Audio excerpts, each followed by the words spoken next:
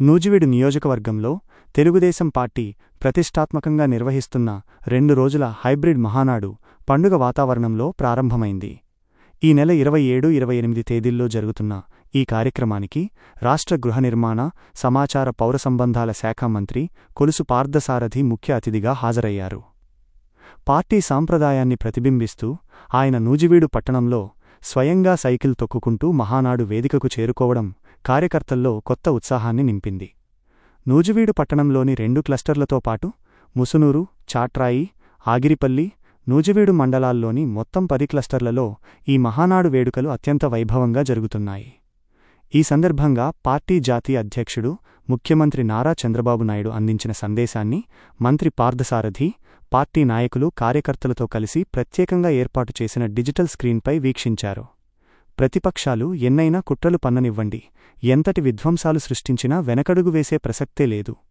ప్రస్తుత రాష్ట్ర ఆర్థిక పరిస్థితిని గమనంలో ఉంచుకుని ప్రజలకు అత్యంత మేలైన, పారదర్శకమైన పరిపాలనను అందించడమే కాకుండా భవిష్యత్ తరాలకు ఒక ఉన్నతమైన బంగారు భవిష్యత్తును బహుమతిగా ఇవ్వడమే తెలుగుదేశం పార్టీ యొక్క ప్రధాన లక్ష్యం అని పార్థసారథి అన్నారు.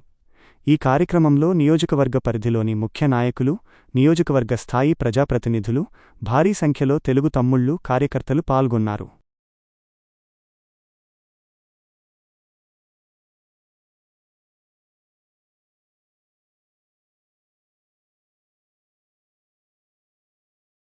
ఈరోజు కొత్త తరహాలో పసుపు పండుగని రాష్ట్ర వ్యాప్తంగా దాదాపు 1800 క్లస్టర్స్ అనుకుంటాను. 1800 క్లస్టర్స్లో లక్షలాది మంది పసుపు దళం ఈ కార్యక్రమాన్ని ఒక పండుగలాగా నిర్వహించుకుంటా ఉన్నారు.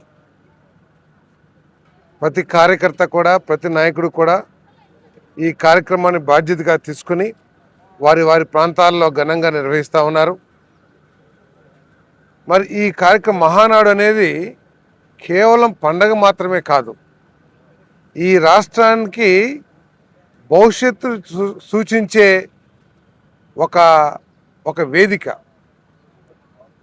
తెలుగుదేశం పార్టీ నాయకత్వంలో ఈ రాష్ట్రానికి, ఈ రాష్ట్ర ప్రజలకి జరగబోయే మేలేమిటి, జరిగిన మేలేమిటి, తెలుగుదేశం పార్టీ దృష్టికి వచ్చిన సమస్యలేమిటి, వాటన్నిటి మీద కూలంకషంగా చర్చించి ప్రజాస్వామ్యబద్ధంగా మరి రాష్ట్రానికి భవిష్యత్తు ప్రణాళిక వేసుకోవడానికి ఇదొక వేదిక అని చెప్పేసి మనం చేస్తాం.